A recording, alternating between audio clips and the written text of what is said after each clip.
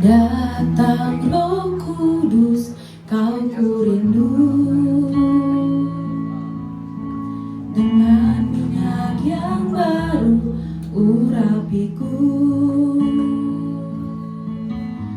mengalir penuhiku, mengalir pulihkanku. Kuasa-Mu bebaskan hidupku.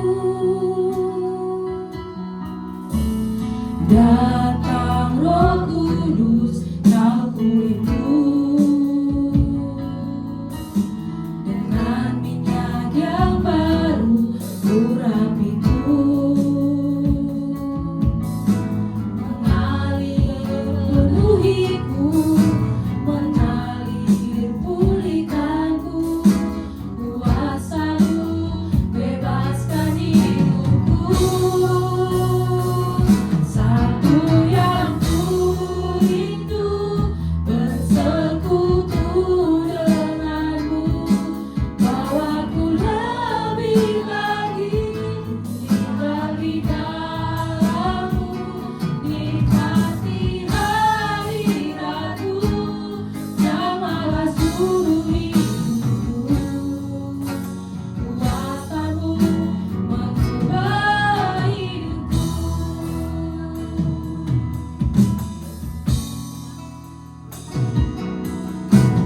Datang Roh Kudus, Kau ku rindu. Dengan minyak yang baru urapiku,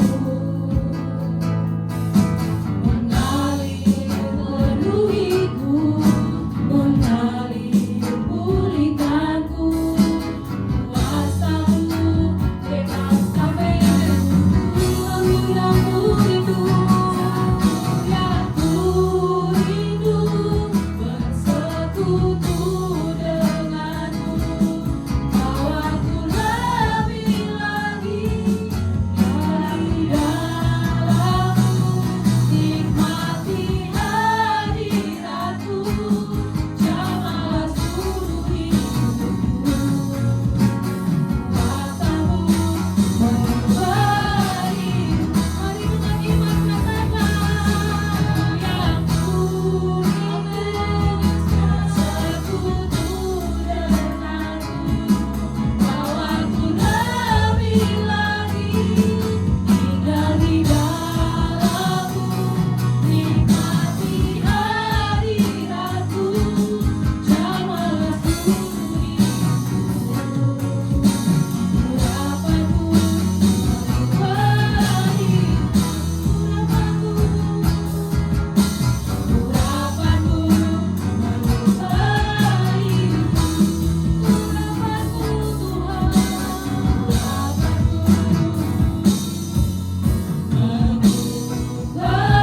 hidupku.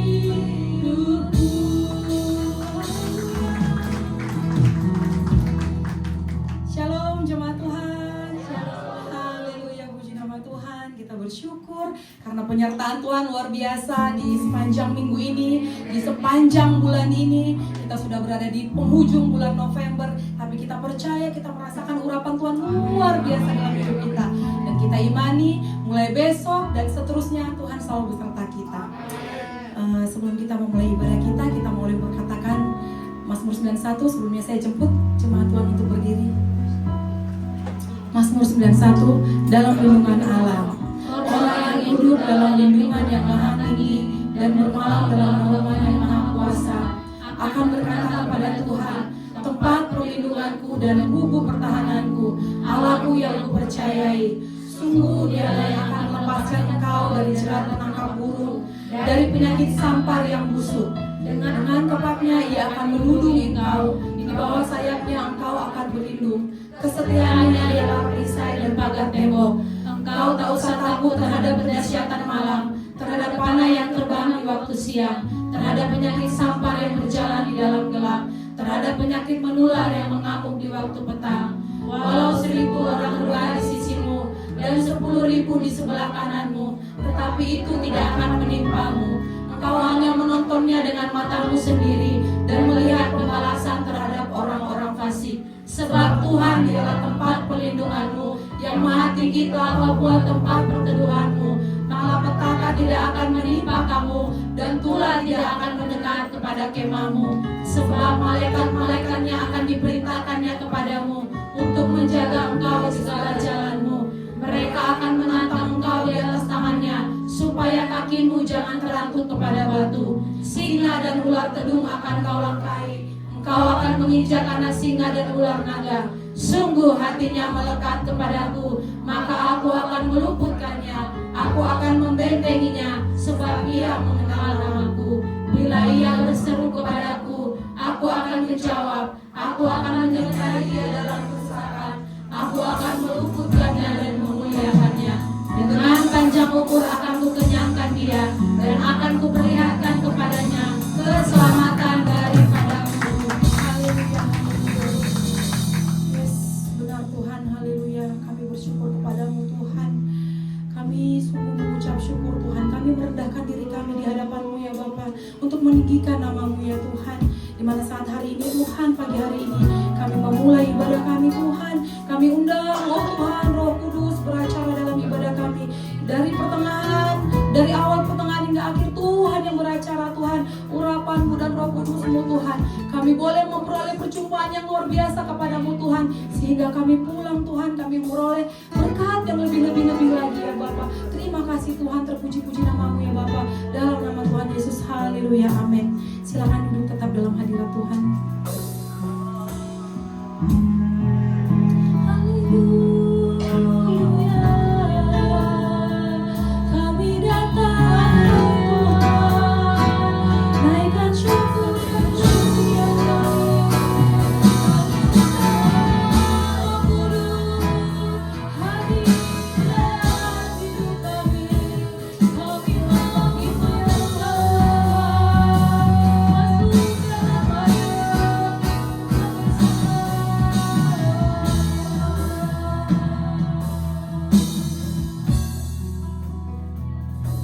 Ya Tuhanku,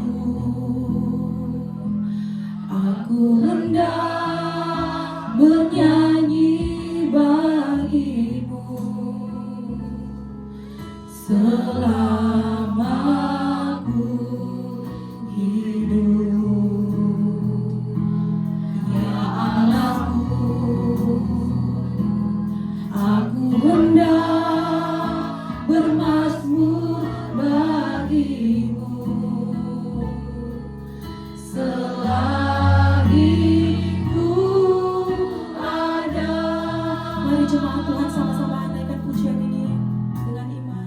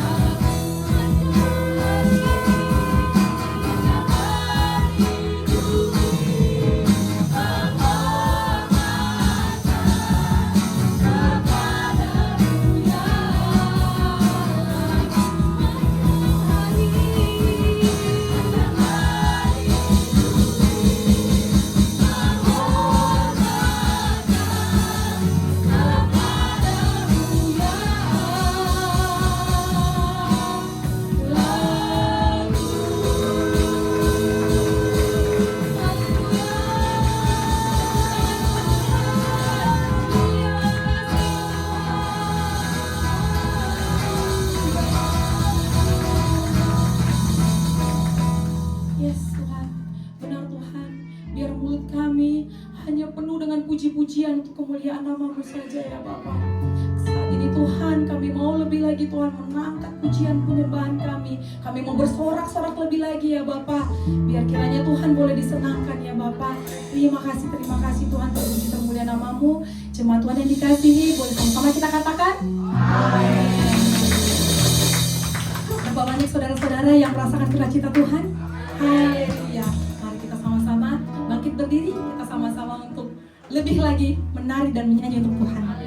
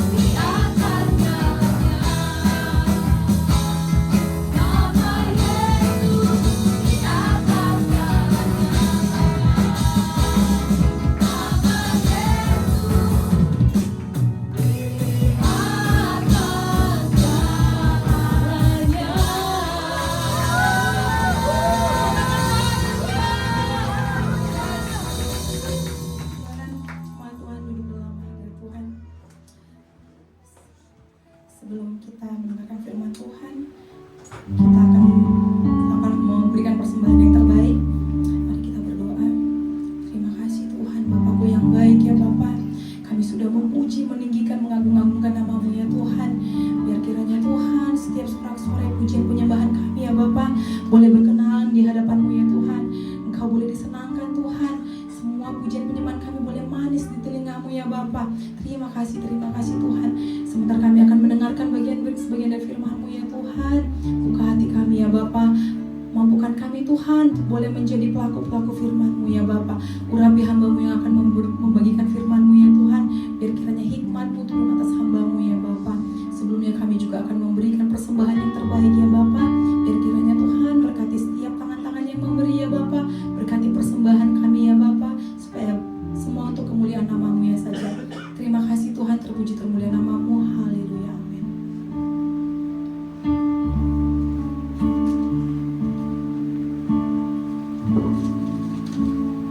Ajar kami Tuhan hidup dalam cara-Mu, agar kami beroleh hati bijaksana.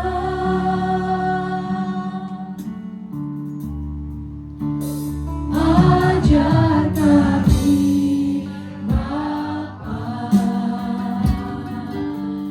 hidup dalam jalan-Mu,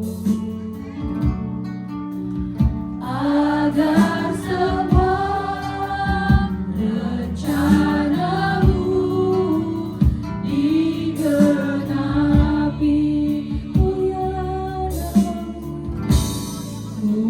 Mulialah nama-Mu Tuhan, dan ajaib jalan-Mu. Pimpin kami di setiap waktu. Besar setiamu Tuhan, agunglah karya-Mu. Yesus kami bersyukur padamu.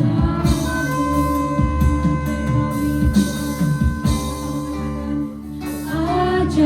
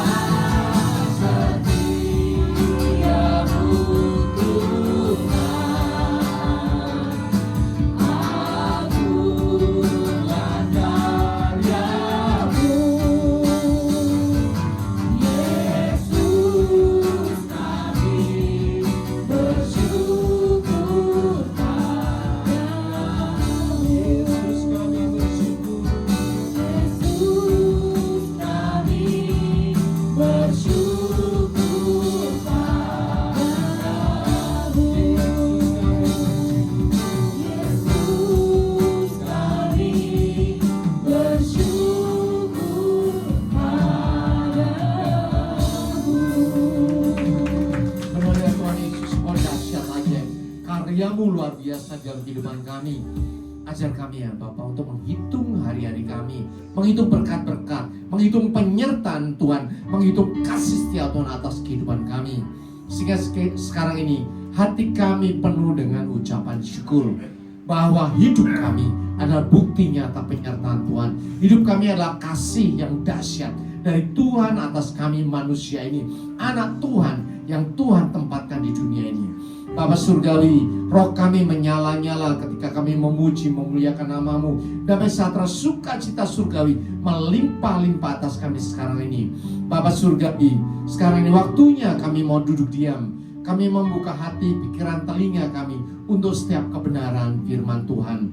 Bapa Surgawi, sekarang kami menyerahkan hati kami semuanya ke dalam tangan-Mu. Lepaskan hati kami yang lama, gantikan hati kami dengan hati yang baru, hati seorang murid, hati yang adalah tanah yang subur, sehingga siap firman yang kami terima berakar dengan kuat, bertumbuh dengan subur, dan berbuah lebat di dalam kehidupan kami. Semua yang percaya katakan amin. Kita ucapkan syukur pada Tuhan. Silakan Bapak Ibu Saudara duduk dalam hadirat Tuhan. Shalom. Pujiannya luar biasa ya. Selama puji-pujian saya merasakan hadirat Tuhan. Ada amin. Bapak Ibu Saudara juga merasakan ya. Hadirat Tuhan itu tidak bisa dibikin pura-pura ya, atau dibuat-buat. Karena itu alami, mengalir dari surga. Hadirat Tuhan itu seperti kita di rumah ada orang tua ya. Kita bisa merasakan dong. Di rumah ada orang tua dan tidak bisa merasakan ya. Walaupun kita tidak berhadapan dengan dia. Kita tahu orang tua kita di rumah ada tenang, ada sukacita. Tetapi ketika kedua orang tua kita pergi, kemudian kita rasakan apa? Rasanya rumah itu sepi ya. Sama juga dengan di gereja, di rumah Tuhan. Ketika Tuhan hadir, hadiratnya dahsyat memenuhi kita. Ada amin. Dan sukacita itu terus melimpah-limpah. Sekarang ini kita akan belajar mengenai living with wisdom, atau hidup dengan bijaksana. Next. Hidup dengan bijaksana ya, dimulai dari kata wisdom atau bijaksana. Next. Ya. Wisdom ya, menurut kamus Oxford adalah the ability to use knowledge and experience to make good decision. Artinya ada kemampuan untuk menggunakan pengetahuan dan pengalaman untuk membuat keputusan yang baik. Ya. Hari-hari ini kita belajar tentang wisdom. Ya. Bagaimana ya berpikir secara manusia, bagaimana berpikir secara surgawi, bagaimana hikmat yang berasal dari surga. Tetapi secara umum dikatakan bahwa wisdom, kebijaksanaan, itu berbeda dengan knowledge atau pengetahuan atau skill, berbeda. Wisdom itu adalah kemampuan untuk menggabungkan semuanya. Semuanya digabungkan sehingga bisa menyelesaikan masalah kehidupan. Next. Kalau hidup bijaksana, bagaimana hidup? Ya, hidup. Itu berarti adalah menjalankan hidup dengan mempergunakan kemampuan, menggunakan pengetahuan dan pengalaman untuk membuat keputusan yang baik. Agar apa? Bisa meraih kesuksesan dan kebahagiaan hidup.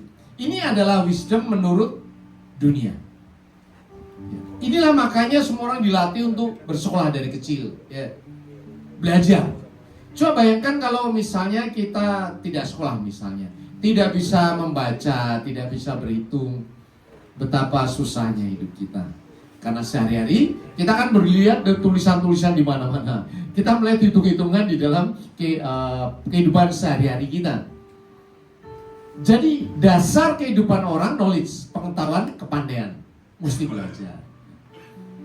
Dari SD, SMP, SMA, university, lulus dan sebagainya. Dari situ dengan sekolah yang tinggi diharapkan orang bisa menyelesaikan masalah kehidupannya. Orang bisa mengerjakan apapun yang diminta di dalam bisnis, pekerjaan dengan baik. Gak mungkin orang dimasukkan ke dalam bagian IT misalnya, tapi dia sama sekali tidak bisa buka komputer, tidak bisa ngetik dan sebagainya. Ya, itu adalah minimum requirement. Ya, pengetahuan dasar yang harus dimiliki supaya bisa menyelesaikan pekerjaan. Pengetahuan dasar. Tetapi selain pengetahuan dasar, tentunya ada kemampuan lanjutan. Itulah gunanya para pimpinan. Ada leaders, ada supervisors ya. ada manajer, GM, dan seterusnya, bahkan sampai director. Itu ada jenjangnya. Kenapa ada jenjang seperti itu? Karena masalah yang mesti diselesaikan akan lebih tinggi, dan lebih tinggi lagi. Maka di gambar ini ya, ada orang yang mengetik, mungkin ada agak muda ya, yang memperhatikan lebih tua, yang memberikan ini direction adalah orang yang lebih tua lagi. Itu hal yang wajar di mana-mana. Ya, di satu perusahaan pasti pimpinan tertingginya pasti udah tua ya. Nggak mungkin masih anak muda unyuk-unyuk jadi pimpinan, kecuali owner ya. Owner begitu lahir udah ditempatkan jadi pimpinan perusahaan. Tetapi kalau misalnya dia berdasarkan karir, dia pasti pemimpin itu orang yang sudah berumur, nggak mungkin masih muda. Kenapa seperti itu? Karena kepandaian saja tidak cukup untuk menyelesaikan masalah. Demikian juga dalam kehidupan kita ya. Orang tua mempunyai hikmat, wisdom yang lebih tinggi daripada anak muda. Orang yang lebih tua lagi mempunyai hikmat yang lebih tinggi lagi. Orang yang sudah punya cucu punya hikmat yang lebih tinggi lagi. Kenapa?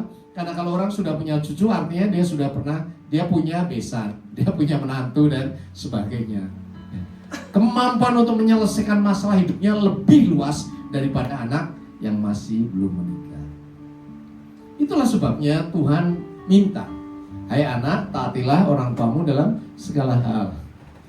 Kenapa mesti ditaati? Hormatilah orang tuamu.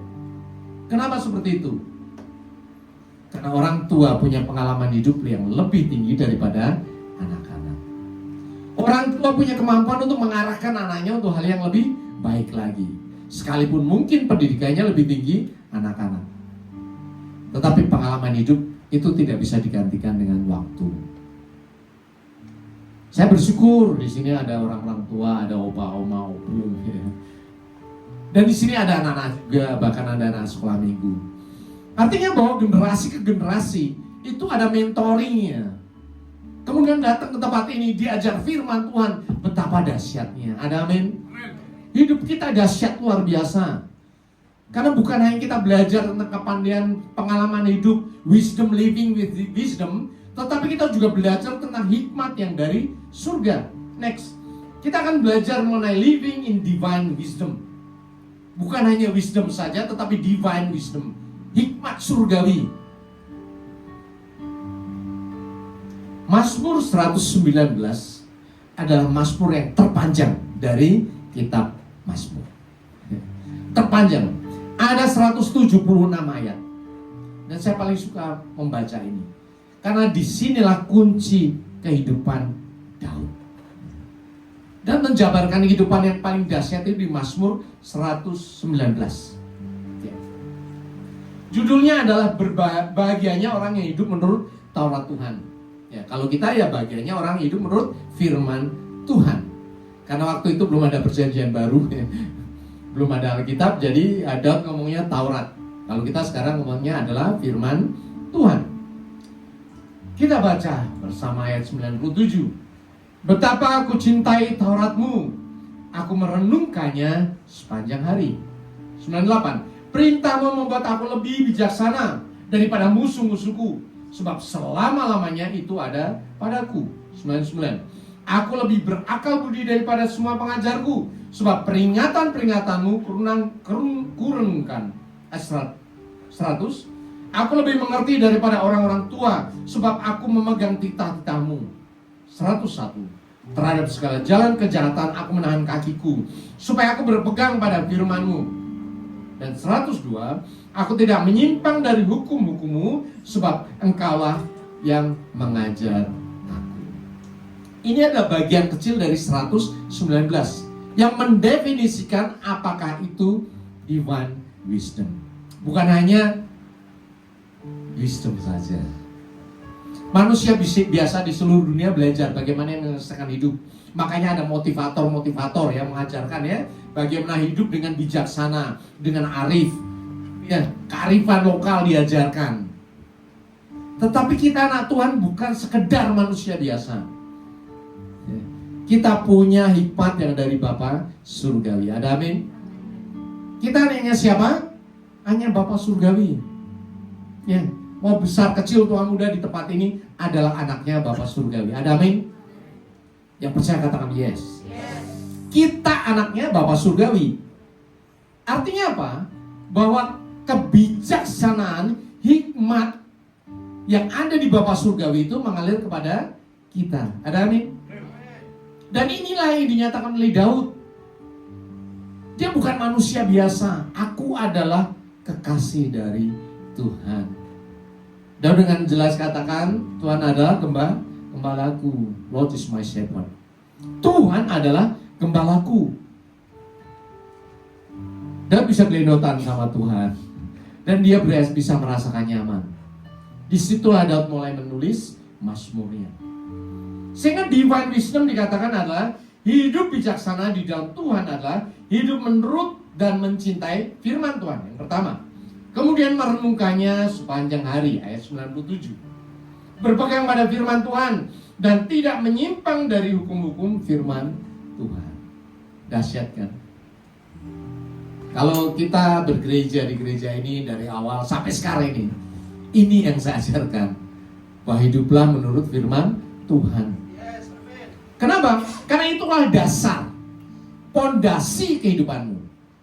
Kau bisa bikin bangunan segede apapun, kalau pondasinya tidak kuat, bangunan itu akan rubuh. Kalau ada arsitek di tempat ini, teknik sipil, setinggi apapun bangunannya akan berbanding lurus dengan apa? Pondasinya. Berbanding lurus dengan pondasinya. Pondasi itu apa? Firman Tuhan. Pondasi itu apa? Integritas di dalam kehidupan. Pondasi itu apa? Keteguhan di dalam melaksanakan firman Tuhan. Saya percaya kita semuanya mau diberkati Tuhan. Ada amin? Saya percaya kita semuanya berhasil di hadapan Tuhan. Ada amin? Seperti Daud berhasil. Sehingga dikatakan Yesus anak siapa? Anak Daud. Bukan anak Salomo, bukan anak siapa-siapa. Yesus anak Daud. Itu nama yang sangat luar biasa. Penyelamat kita adalah anaknya Daud. Itu kenapa seperti itu? Karena Daud nempel banget sama Tuhan.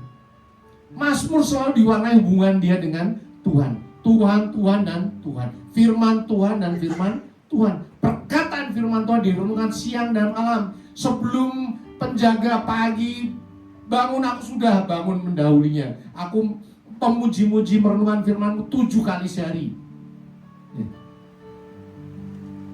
Ini adalah gaya hidup yang luar biasa yang mau kita pelajari. Bahwa divine wisdom, hikmat surgawi hanya bisa diperoleh ketika apa?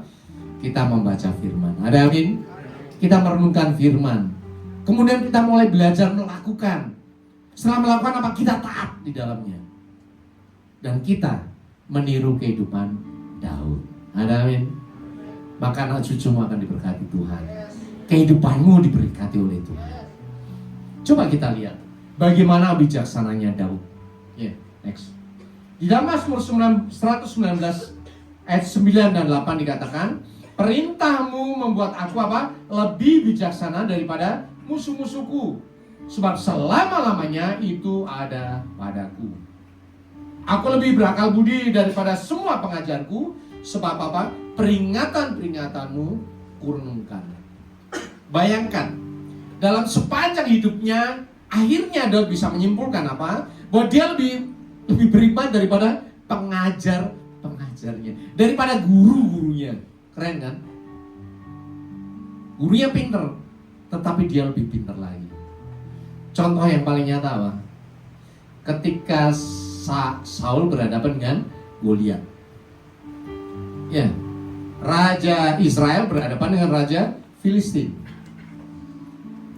Kemudian muncullah Goliat yang tinggi gede.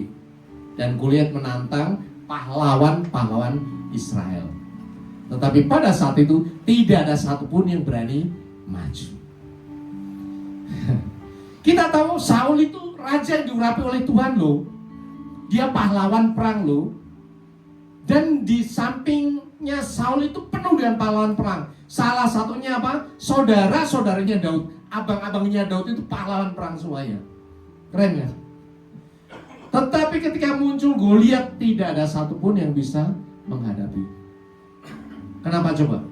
Ketakutan, kecemasan yang menghinggapi mereka semuanya. Berhari-hari, bayangkan, berhari-hari. Tiap pagi Goliat maju, nantangin, ya, 1 lawan 1. Kalau gue kalah, gue jadi budakmu. Kau kalah, kau jadi budakku. Tidak ada satupun yang bisa berani. Sekalipun mereka semuanya pahlawan perang semuanya. Dan kemudian kita tahu Daud disuruh oleh papanya Isai. Ya, ini antarkan beras, roti 10 biji, kemudian keju 10 biji, antar ke sana. Lihat saudara-saudaramu, tanyakan keselamatan mereka. Daud yang masih muda berangkat ke sana. Dan kemudian ketika sampai di sana, kenapa orang ini gemeteran? Barisan Israel gemeteran, sementara itu teriak-teriak mulu si Goliat sebelah sana. Dia tanya-tanya, ada apaan sih, ada apaan sih? Orang berkata, kalau ada orang yang bisa mengalahkan Goliat, raja akan memberikan kekayaan yang besar, akan diberikan anaknya, kemudian akan dibebaskan dari pajak. 3 tuh. Keren banget, tanya lagi sono, colek-colek. Sama, perkataan yang sama. Sampai abangnya denger, ngapain lu di sini? Balik ke padang pengembalanmu. Dombamu yang 2 ekor, 3 ekor itu siapa yang menjagai? Dimarahin sama abangnya. Karena apa? Dia anak yang bocah, bukan pahlawan perang, belum pernah perang. Terus apa yang dilakukan Daud? Kembali enggak? Dia tanya lagi sono sini, ya, seperti anak yang usil. Daud usil, ya, usil. Akhirnya perkata itu sampai kepada Saul. Dan kemudian dipanggil Saul. Kamu berani? Oh, berani. Ya, yang aku hadapi biasa singa dan beruang. Kalau dia menangkap dombaku, pukuli dia, ku kejar, ku rampas dari mulutnya dia. Dirampas dari mulutnya, bayangin loh. Bapak Ibu ada yang berani ngambil ini ayam dari mulut anjing, diambil, digigit kok. Saya aja pernah digigit. Iseng main sambil digigit. Beneran dipukul. Dan hebatnya apa coba? Saul percaya. Dahsyat kan? Saul itu raja pahlawan perang, percaya kepada bocah. Saul itu profesional di dalam bidangnya, petempur yang dahsyat, baju perang, ya peralatan perangnya luar biasa. Tapi percaya pada bocah yang pakai baju biasa doang, baju seorang gembala. Kenapa Bapak Ibu Saudara? Ada hikmat yang melimpah-limpah dari Daud. Ketika mulutnya berkata-kata, ingat ya, itu bukan mulutnya dia sendiri, tetapi sebetulnya itu adalah firman Tuhan. Sehingga setinggi apapun levelnya, orang jadi tunduk. Saul percaya dong sama Daud. Oke, kamu maju perang ya. Tapi ini baju perangnya kamu pakai, ketopongnya ya, helm perangnya kamu pakai pedang ini, pedang saya, pakai pedang raja. Artinya apa? Bahwa secara kalkulasi matematika peperangan ya seperti itu. Pakai baju zirah, pakai pedang, pakai ketopong, ya, tong teng, tusuk menang, ya. Itu cara berperang. Oke, saya pakai. Tapi ketika dipakai berat, karena Daud masih belum seorang pahlawan. Setelahnya jadi pahlawan karena ototnya udah gede, udah nge-gym, ya, nge-gym dalam peperangan. Tapi awalnya belum, masih kurus, ya. Ketika dipakai semua baju perang, nggak bisa jalan dia. Aduh, berat Saul, berat raja. Dicopot sama dia. Oke, saya gini aja Saul, saya gini aja. Kalau kita melihat, Saul adalah profesional, petempur, dia pahlawan perang. Dia diperlengkapi dengan semua perlengkapan perang yang dahsyat pada saat itu. Ya, baju zirah raja pasti lebih hebat daripada baju zirah para ini pegawai, prajurit dong. Ketopongnya mungkin ada emasnya karena dia seorang raja. Pedangnya pasti yang paling hebat. Tetapi Daud ngomong, enggak. Aku jalan sendiri aja. Dan lagi-lagi Saul percaya. Kenapa percaya? Karena mulutnya Daud penuh dengan firman Tuhan. Daud selalu ngomong, Tuhan adalah gembalaku, takkan kekurangan aku. Dan kita tahu ketika menghadapi Goliat, ya, Daud cuma ngambil batu kemudian dilempar.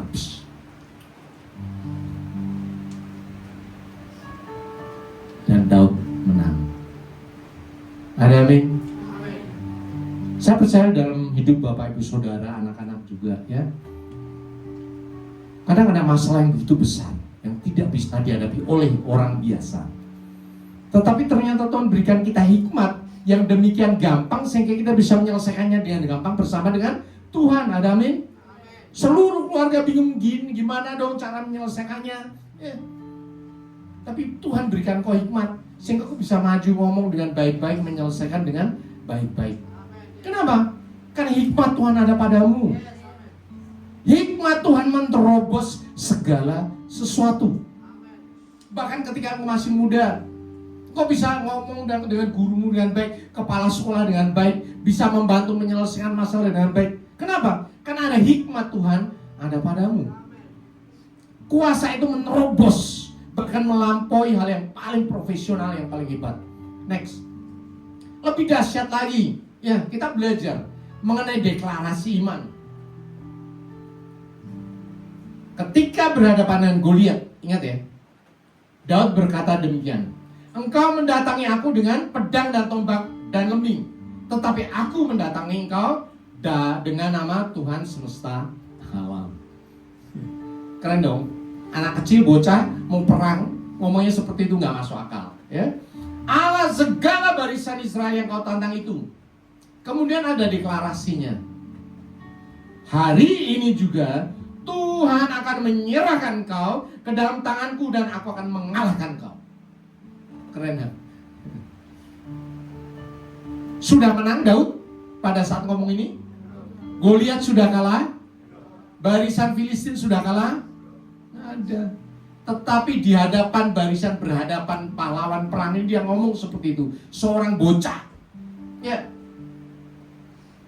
Dia juga berkata, dan memenggal kepalamu dari tubuhmu. Hari ini juga akan memberikannya mayatmu dan mayat tentara orang Filistin kepada burung-burung di udara dan kepada binatang-binatang liar. Artinya bahwa di hadapan musuhnya Daud sudah menyatakan kemenangan dari Tuhan. Ada amin? Tujuannya apa? Tujuannya apa? Supaya seluruh bumi tahu bahwa Israel mempunyai Allah. Yang pertama. Yang kedua, supaya segenap jemaah ini tahu bahwa Tuhan menyelamatkan bukan dengan pedang dan bukan dengan lembing. Halo Bapak Ibu Saudara, pernah stres? Pernah dong, saya juga ya. Pernah sedih? Pernah dong. Ya, pernah merasa jalannya buntu? Pernah dong. Ya. Belajar dari Daud. Ketika engkau menghadapi masalahmu sebesar apapun, nyatakan di hadapan masalahmu, engkau sudah selesai. Ada amin? Itu adalah deklarasi iman. Itu adalah penyataan bahwa Tuhan lebih besar dari semua masalah yang aku hadapi. Ada amin? Semuanya sudah selesai, already finish. Sudah selesai. Karena Tuhan yang menolong aku. Masalahku selesai bukan karena duit. Masalahku selesai bukan karena koneksi. Masalahku selesai bukan karena kepandaian. Tetapi Tuhan yang menolong aku. Ada amin? Katakan itu terhadap setiap masalah yang aku hadapi. Ingat Bapak Ibu Saudara, sepanjang hidupmu engkau akan menghadapi Goliat 1, Goliat 2, Goliat 3. Goliatnya makin gede, sesuai dengan umurmu. Ya. Ketika engkau berhadapan dengan Goliat di dalam hidupmu, nyatakan deklarasi iman. Tuhan sudah mengalahkan engkau. Ada amin? Karena aku anak Tuhan. Untuk apa? Untuk menyatakan kepada semua orang bahwa Tuhan itu dahsyat. Untuk menyatakan apa? Aku anak Tuhan. Untuk menyatakan kemuliaan Tuhan. Tuhan lebih dahsyat daripada semua Goliat yang aku hadapi. Ada amin? Ini harus dilatih. Ada amin? Gak mungkin kita tiba-tiba ngomong, masalahku selesai. Sementara masalah yang kecil kita tidak pernah selesaikan bersama dengan Tuhan. Ingat ya, iman bertumbuh. Ya. Wisdom juga bertumbuh. Dari hal yang sederhana makin besar, makin besar, makin besar lagi, makin besar lagi. Dan ketika kita sudah terbiasa menghadapi masalah itu, segede apapun Goliat yang ada di depan kita, kita nyatakan, engkau sudah dikalahkan oleh Tuhan. Di sini kita belajar. Di gereja ini kita belajar firman Tuhan itu ya dan amin, nyata dalam kehidupan kita. Bukan pura-pura, bukan bohong.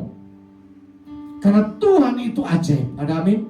Engkau bukan manusia biasa, engkau anaknya Tuhan. Kuasa Allah ada padamu. Pergunakan kuasa itu.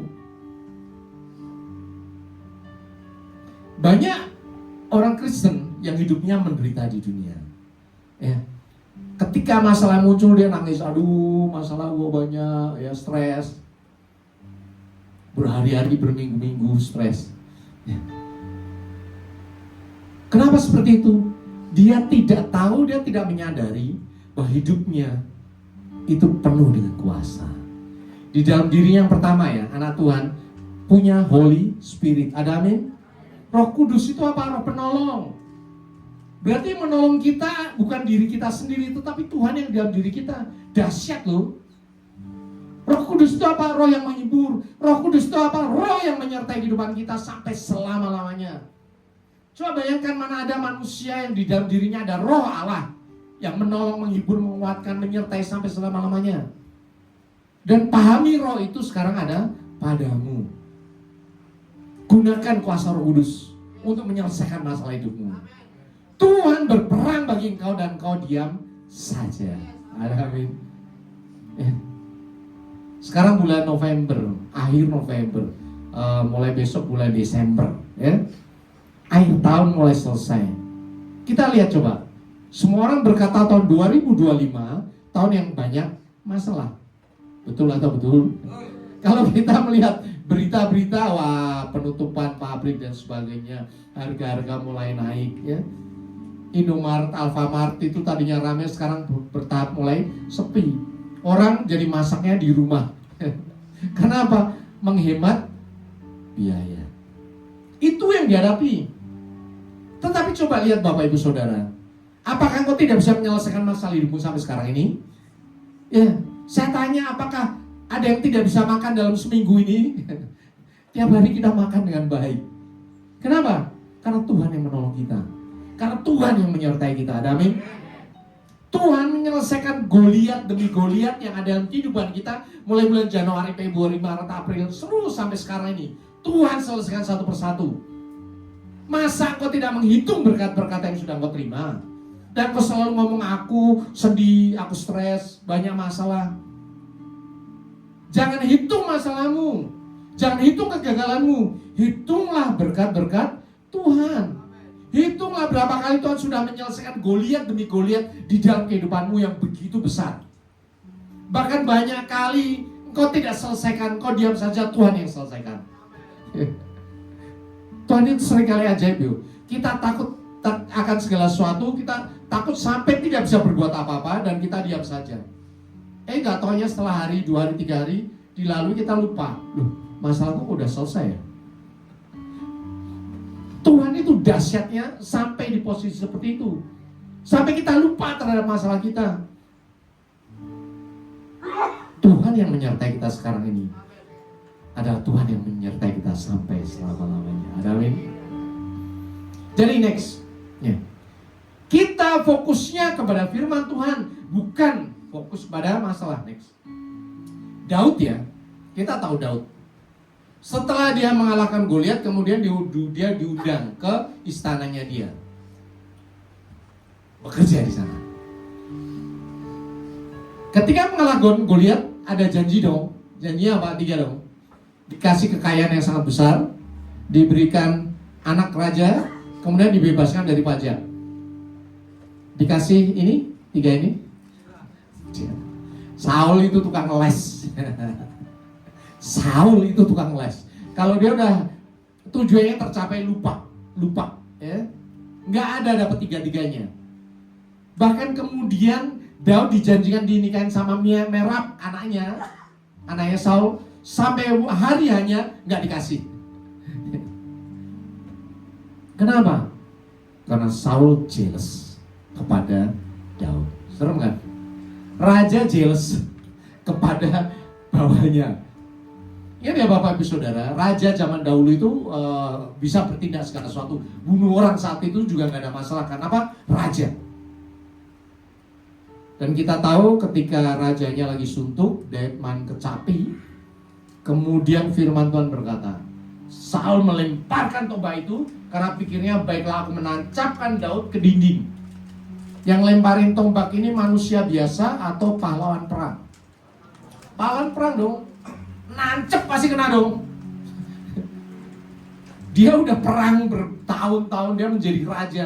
Dia itu pahlawan perang, ditancapkan, pasti kena dong. Apa yang terjadi? Tetapi Daud mengelakainya sampai 2 kali. Itu kalau bukan karena Tuhan yang geser dikit, pasti dia udah mati saat itu juga. Saat itu juga dia mati. Daud kabur.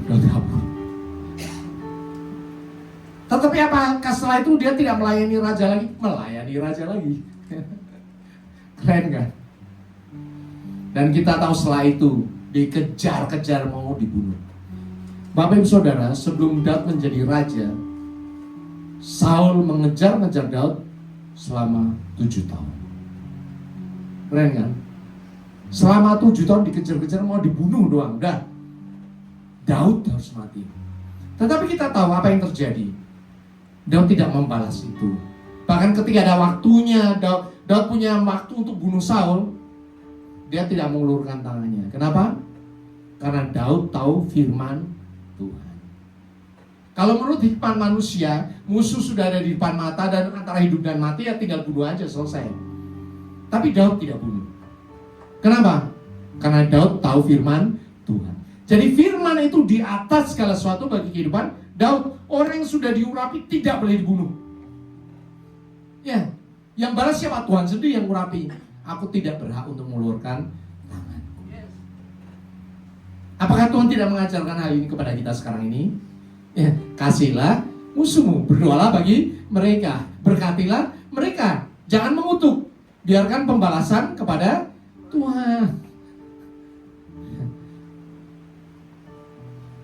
Bapak Ibu Saudara, ada orang yang disebelin?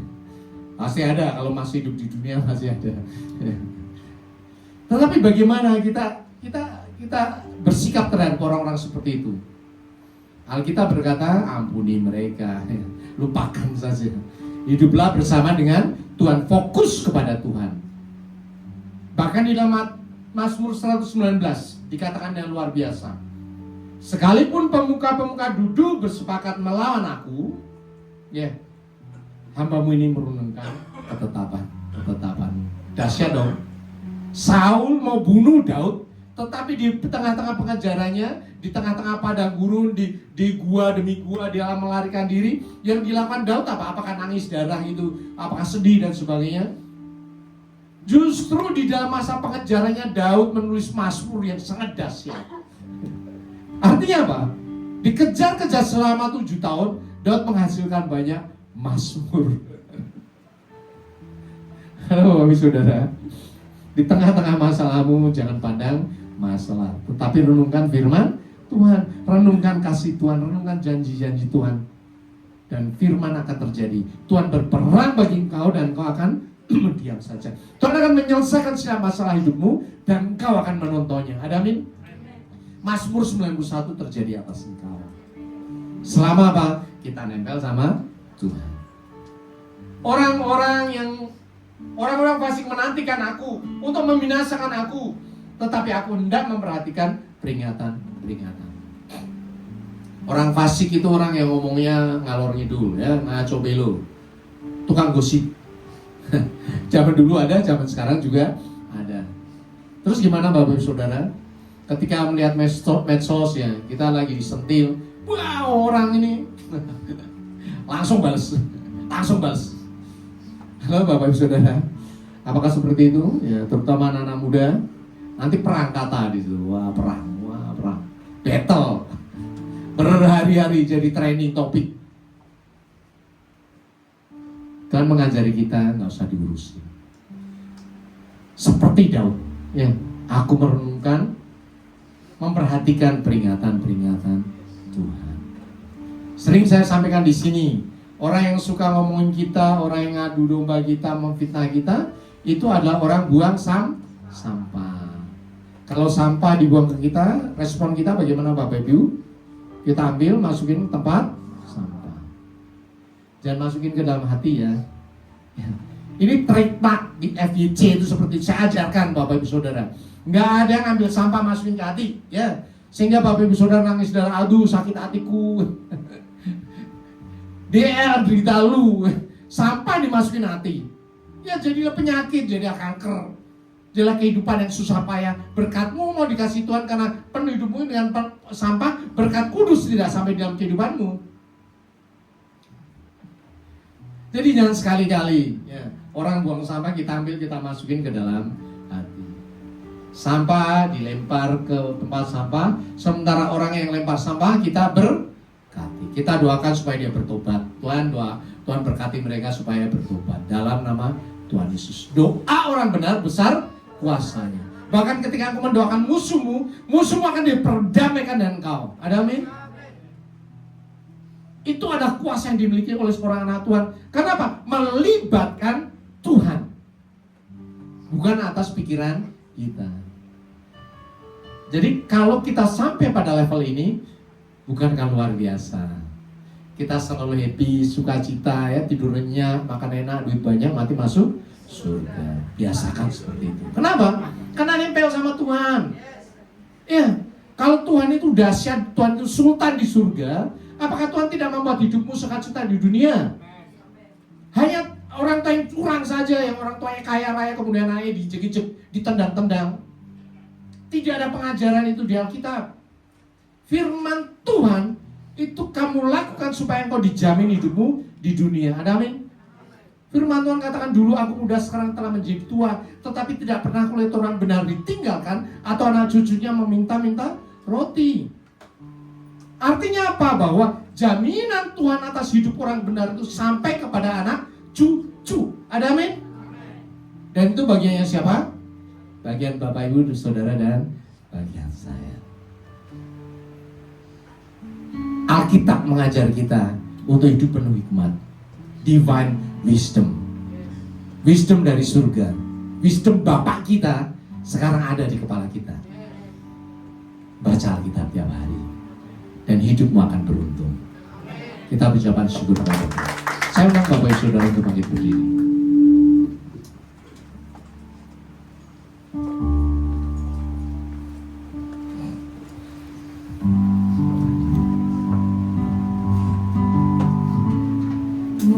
Mulialah namamu Tuhan, dan ajaib jalanmu.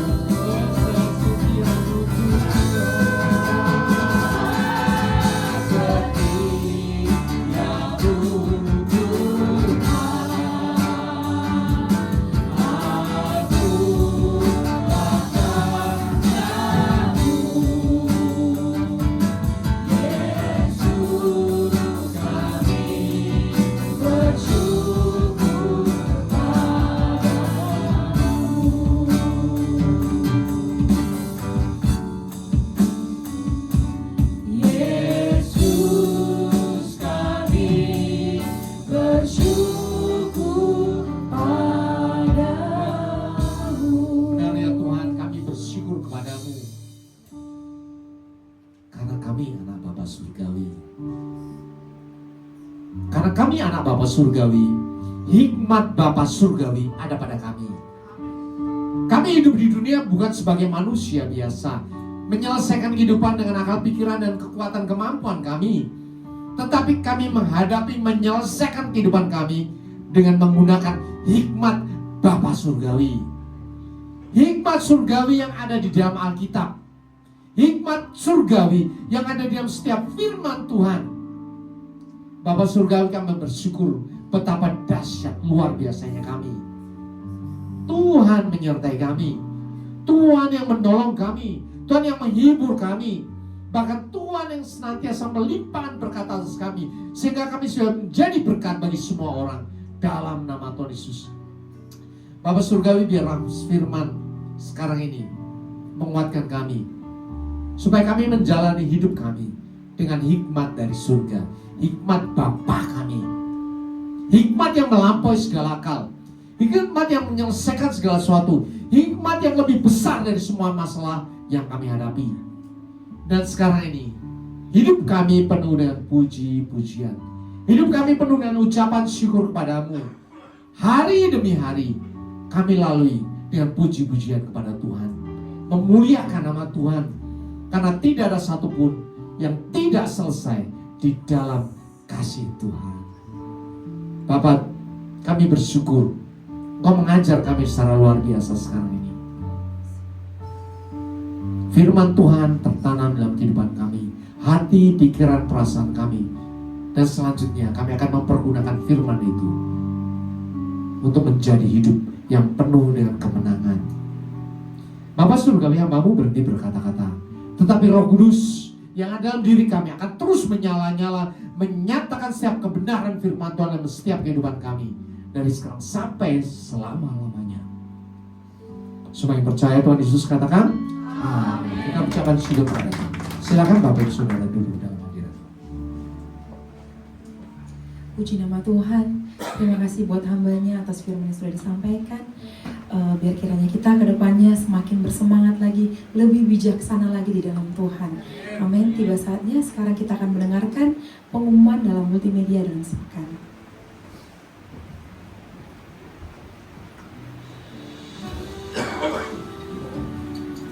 Shalom jemaat Tuhan. Damai sejahtera bagi kita semua. Senang sekali dapat menyapa jemaat Tuhan yang terkasih. Tema kita dalam minggu ini adalah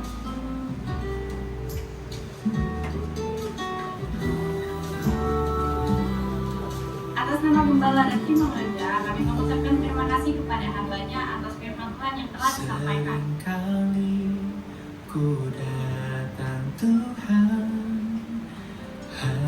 Berikut kami sampaikan pengumuman GBI FGC dalam sepekan.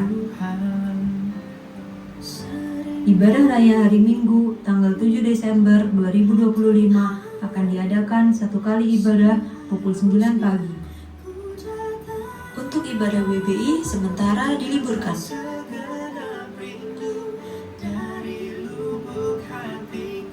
Kul di bulan Desember untuk sementara diliburkan.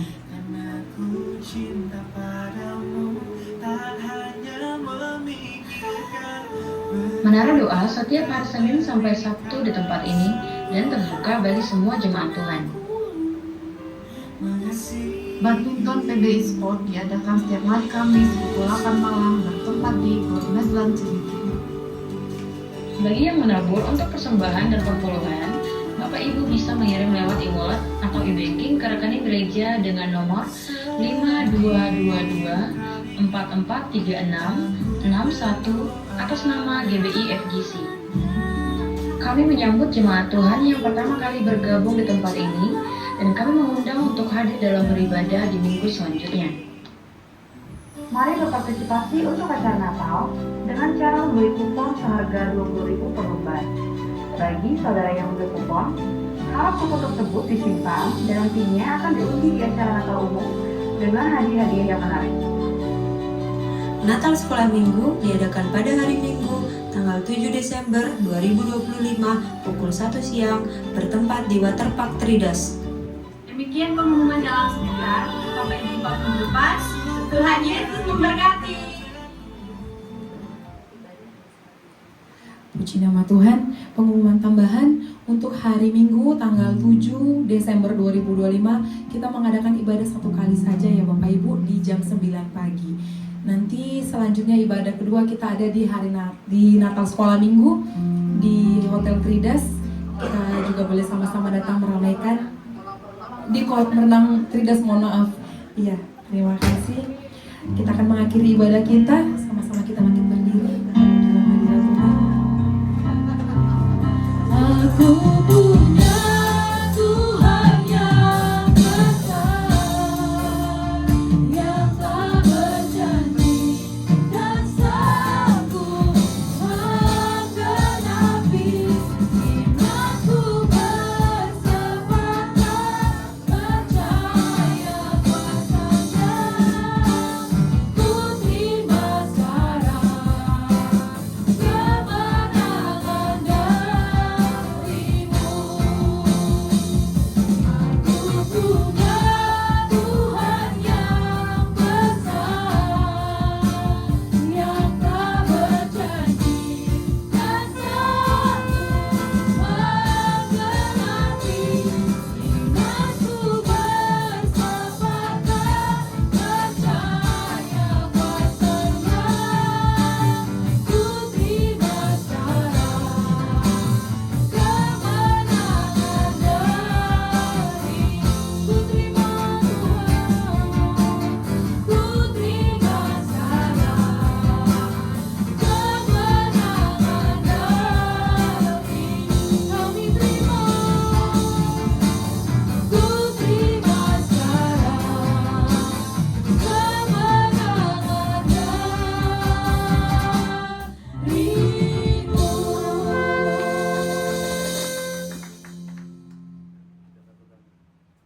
Nanti mari kita berdoa. Bapa yang baik, Bapa yang kami sembah dalam Yesus Kristus, kami bersyukur Tuhan buat kasih-Mu, buat penyertaan Tuhan. Terima kasih Bapa. Di mana Tuhan, kami merasakan hadirat-Mu Bapa. Tuhan hadir di tempat ini Tuhan melalui penyembahan dan rasa syukur kami kepada Tuhan. Terima kasih Bapa di surga buat hamba-Mu yang telah menyampaikan firman-Mu Tuhan. Kiranya Bapa di surga, firman Tuhan yang menjadi kekuatan bagi kami, firman Tuhan menjadi hikmat bagi kami untuk menjalani hidup kami sehari-harinya Bapa di surga. Kami berdoa Bapa di surga buat hamba-Mu, buat Bapak Gembala kami Tuhan di tempat ini Bapa di surga. Lebih Bapa di surga, Tuhan urapi hamba-Mu ini Tuhan Bapa di surga, biar senantiasa Tuhan dalam perlindungan-Mu Bapa di surga. Tuhan berkati segala kehidupannya Tuhan, aktivitasnya Bapa di surga, biar senantiasa semakin dekat dengan Tuhan dan bisa membawa gereja Tuhan Bapa untuk tetap berjalan, berdiri di dalam firman Engkau Tuhan Yesus. Berkati Bapa, Ibu Gembala kami, berkati Bu Indri dan juga ketiga anaknya Tuhan Yesus. Biar Bapa di surga melalui keluarga hamba-Mu ini Bapa di surga, banyak jiwa-jiwa Tuhan mengenal Engkau Tuhan, banyak jiwa-jiwa akan haus akan Engkau, hidup bersama Tuhan Yesus. Terima kasih Bapa, terima kasih Yesus. Kami berdoa Tuhan buat gembala pembina kami, Pak Niko Neto Harjo dan juga beserta keluarga, dan juga gembala rayon kami Tuhan Yesus, Pak Andi Markus dan juga keluarga, dan juga Bapa di surga seluruh staf penggembalaan Bapa. Lebih lagi Tuhan tambahkan hikmat visi misi daripada Tuhan, sehingga hamba-Mu ini Tuhan Yesus, melalui hidup hamba-Mu ini Tuhan banyak jiwa dimenangkan. Terima kasih Tuhan, terima kasih Yesus. Kami berdoa juga Tuhan buat hamba-hamba-Mu yang mengambil bagian dalam setiap pelayanan Bapa di surga. Terima kasih Tuhan, ini hidup kami Tuhan Yesus. Biarlah melalui pelayanan kami Tuhan Yesus, nama Tuhan dimuliakan, hati Tuhan disenangkan Bapa di surga. Tuhan berkati kehidupan kami Tuhan, biar hidup kami Bapa jadi berkat Tuhan dimanapun Bapa di surga. Ada pribadi Yesus Tuhan, kami kabarkan Bapa di dalam kehidupan kami.